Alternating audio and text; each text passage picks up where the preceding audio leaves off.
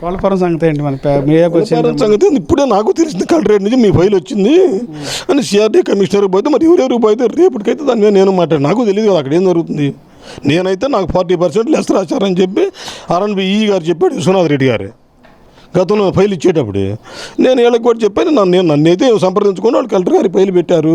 ఆ కలెక్టర్ గారు అయితే ఈరోజు సిఆర్డీ కమిషనర్ పిలుస్తారు, నన్ను రేపు వెళ్ళండు మీ ద్వారా తెలుసుకోండి. పిలిచినప్పుడు నేను ఆ ఫుల్ అమౌంట్ నేను కట్టిన డబ్బులకి ఎక్స్ట్రా భూమి ఇస్తే నాకేం అభ్యంతరం లేదు. ప్రతి రైతుకి న్యాయం చేస్తామని చెప్పి సిఆర్డీ చెప్తారు. నిజంగా మీకు న్యాయం జరుగుతుంది? అసలు సిఆర్డీ అనేది ఒక మోసం అండి. అసలు ఎందుకు సిఆర్డీ మా ఊరు వేరు నేను కూర్చుంటే 10,000 ఎకరం రికార్డు రాస్తాం. ఎందుకు వాళ్ళందరూ అంత పెద్ద పెద్ద అవసరం? ఏం కనుక ఏం చేశారు వాళ్ళు? శాలరీస్ ఏందో, ఆ బిల్డింగ్ ఏందో, ఆ ఖర్చు ఎంత, ఏం పని చేస్తారండి వాళ్ళు?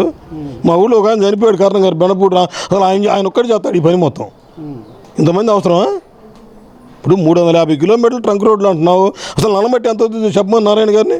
ఎన్ని లారీలు మట్టి పక్కన పోసావు? అసలు ఆ మట్టి మొత్తం ఏం చేసావు? ముందు దానికి లెక్క చెప్పమానండి. ఇప్పుడు జగన్మోహన్ రెడ్డి గారు కూడా పరిపాలన బాగానే చేశాడు. ఆయన ఇసుకను ముందు వ్యాపారం చేసుకున్నాడు, మేమందరం చీకొట్టింది ఆయన్ని.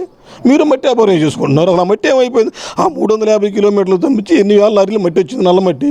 డంపేటలో పెట్టని చెప్తున్నారు గవర్నమెంట్. ఎవడని చెప్పింది? ఏ డంపేటలో పోదాం పని కొలుద్దామని కొలిస్తే కదా నువ్వు ముందు అధికారికంగా అధికారులు నీకు ఇస్తారు, మంత్రిగా నీకు ఇస్తారు రిపోర్ట్. ఇదిగో ఎన్ని వేల లారీలు మట్టి ఉందని అన్ని వేల లారీ మీ సమక్షంలో కొలితే ఉంటే ఉండట్టు ఎప్పుడు మేమే తప్పుడు వాళ్ళం.